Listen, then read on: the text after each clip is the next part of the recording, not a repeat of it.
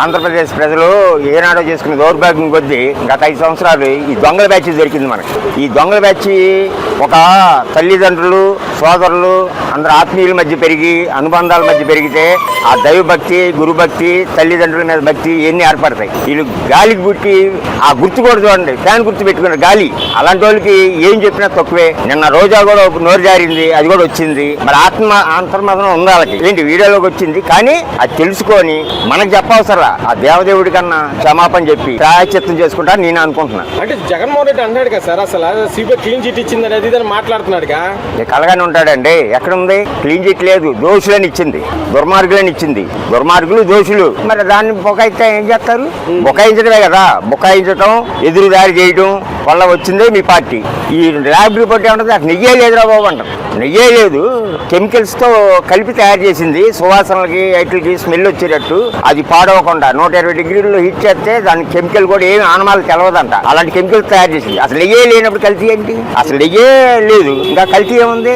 ఆయన ఏమంటున్నాడు? జంతు కొవ్వు లేదు అంటే మేము జంతు కొవ్వు కలపలేదు, వేరే కలిపామని మనం అర్థం చేసుకోవాలి, జనాలు అర్థం చేసుకోవాలి. కలిపారంటారా? మరి అంతేగా. అసలు నెయ్యి కలపడం అంటే నెయ్యి తీసుకొచ్చి అందులో కలపడం కాదు. ఎవరైనా నెయ్యి 1 కేజీ నెయ్యి తీసుకొచ్చి 1 కిలో డాల్డా కలుపుతారు. అసలు నెయ్యి అనేది పక్కన పెట్టి డాల్డా కాదుగా రసాయనాలతో తయారు చేసిన దానికి కల్తీ ఏముంటుంది? మొత్తం అమ్మకే, మొత్తం మాయే. చుట్టబెట్టి మొత్తం లోన్ వేయాలి ముందు అర్జెంటుగా. నేను ఊరేగింపులు ఈరేంపులు దానికి అవసరం అండి. తిరుపతి లడ్డు మీద నోరు తిట్టడం, బొండ బూరులు తిట్టడం, మళ్ళీ ర్యాలీ చేసి తన్నులు తింటాం. నోరు దాటడం ఎందుకు, తన్నులు తింటాం ఎందుకు? ఇవన్నీ అవసరమా? ప్రభుత్వం కూడా ఏం చేయాలి? ఇమ్మీడియట్ తీసి ఎవడైతే వాగాడు అని తీసుకెళ్ళి మరతపెట్టి లోనే చేయాలి. ప్రజలకు ఇబ్బందులు కలుపుతున్నారు కదా, ప్రజలు ఇబ్బంది పెడుతున్నారు కదా వీళ్ళు. మరి ఇబ్బంది పెట్టి హక్కులు ఎవరు ఇచ్చారు? రోడ్ల మీద అంత నుంచి గుంటూరు వెళ్ళి ట్రాఫిక్ జామ్ చేయాల్సిన అవసరం ఏంటి? అంటే ప్రజల్ని తప్పుదో పట్టించడానికి మరి అంతేగా. ఈ తిరుపతి వాస్తవాలు ఇవన్నీ బయట రాకూడదు. మరి మాయని తప్పు చేసావు కాబట్టి నువ్వు ఇట్లా చేస్తున్నావు, క్రియేట్ చేస్తున్నావు. నువ్వు తప్పు చేయకుండా ఇంట్లో కూర్చున్నాడువి, అది తప్పు అండి. వీళ్ళని ఉన్న పలంగా లోనేసి పూర్తిగా విచారణ జరిపితే గానీ నిజాలు రావు. తిరుమల తిరుపతి దేవస్థానంలో లడ్డు కల్తీ జరిగిందని సిట్ రిపోర్ట్ ఇచ్చింది. దాన్ని Jaganmohan Reddy CBI clean chit ఇచ్చిందని మాట్లాడుతున్నారు. దాని మీద మీరేమంటారు? సిబిఐ క్లీన్ చిట్ అయితే ఏమి ఇవ్వలేదండి. తిరుమల లడ్డీల్లో అసలు నెయ్యే వాడలేదని చెప్పారు. నెయ్యే వాడలేదు అని చెప్పిన దాంట్లో వీళ్ళు ఏం చెప్తున్నారంటే కల్తీ లేదని చెప్తుందంటే అసలు కల్తీ కాదురా బాబు, మీరు వాడింది నెయ్యే కాదు, అవి కెమికల్స్తో సంబంధించిన రసాయనాలు కలిపి వాడారు అని చెప్పి డైరెక్ట్గా సిట్ రిపోర్ట్ ఇచ్చింది.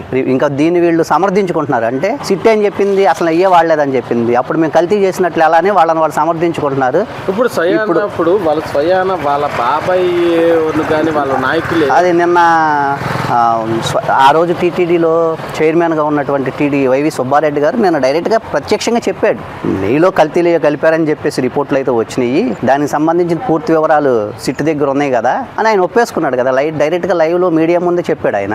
ఇంకా దాన్ని సమర్థించడం అనేది జగన్మోహన్ రెడ్డి గారి అమాయకత్వం అనాలో, లేకపోతే అతి తెలివితేటలు అనుకోవాలో, లేకపోతే మన చుట్టూ సొంత మీడియా ఛానల్స్ ఉన్నాయి కాబట్టి మనం ఏది చేస్తే దాన్ని ఎక్స్పోజ్ చేస్తుందని చెప్పేసి అతి గొప్ప అనుకోవాలో అర్థం కాని పరిస్థితి.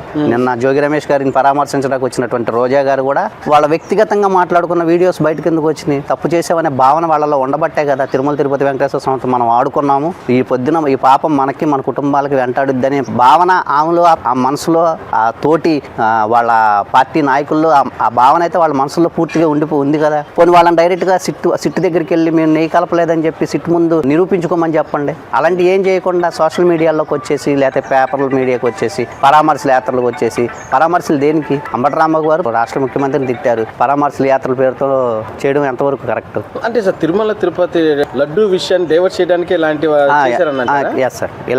ఇలాంటి డైవర్షన్ టాపిక్స్ లో వైసీపీ అనేది బాగా ఎక్స్పర్ట్. తిరుమల తిరుపతి లడ్డూలో మేము కల్తీ కలపలేదు అని వీళ్ళు అన్నారు. అసలు నెయ్యి వాడలేదని చెప్పి సిట్ చెప్తుంది. నెయ్యి వాడకుండానే కల్తీని మీరు ఎలా కల్తీ కలపలేదని చెప్తున్నారు? భగవంతుడు కొన్ని కోట్ల మంది మనోభావాల అంశం అది. తిరుమల తిరుపతి వెంకటేశ్వర స్వామి అనేది మన ఆంధ్ర కానీ భారతదేశంలో అనేక కుటుంబాల ఆరాధ్య దైవం. అట్లాంటి ఆయన కొన్ని వందల వేల కిలోమీటర్ల నుంచి వస్తారు కేవలం లడ్డూ ప్రసాదం కోసం. విదేశాల నుంచి స్వామివారి దర్శనానికి వచ్చే భక్తులు కొన్ని వందల కోట్లలో ఉంటారు. ప్రసాదంగా భావించే తిరుమల తిరుపతి లడ్డూలో నెయ్యికి బదులు నెయ్యి కాదు, అసలు నెయ్యికి బదులు ఏయో కెమికల్స్ కలిపేసి మేము కెమికల్స్ నెయ్యిలో కల్తీ చేయలేదనే మాట చెప్పడమే దారుణమైన విషయం. అది జగన్మోహన్ రెడ్డి ఒక మాట అన్నాడు, క్షమాపణ చెప్పాలి చంద్రబాబు నాయుడు, పవన్ కళ్యాణ్, లోకేష్ క్షమాపణ చెప్పాలి, దాంట్లో సిబిఐ సిట్ క్లీన్ చిట్ ఇచ్చేసి చేసింది, ప్రజలు తప్పుదోవ పట్టిస్తున్నారు, అది ఇదని మాట్లాడుతున్నారు. ఎవరికి చెప్పాలి క్షమాపణ? ప్రజలకు చెప్పాలా, జగన్మోహన్ రెడ్డి గారికి చెప్పాలా, వెంకటేశ్వర స్వామికి చెప్పాలా? మీరు నెయ్యే వాడలేదని చెప్పి డైరెక్ట్గా సిట్ రిపోర్ట్ ఇస్తే మాకు క్షమాపణ చెప్పని అడగడం అంటే ఇంక దానికి అది ఆయన విజ్ఞతగా వదిలేస్తున్నాం.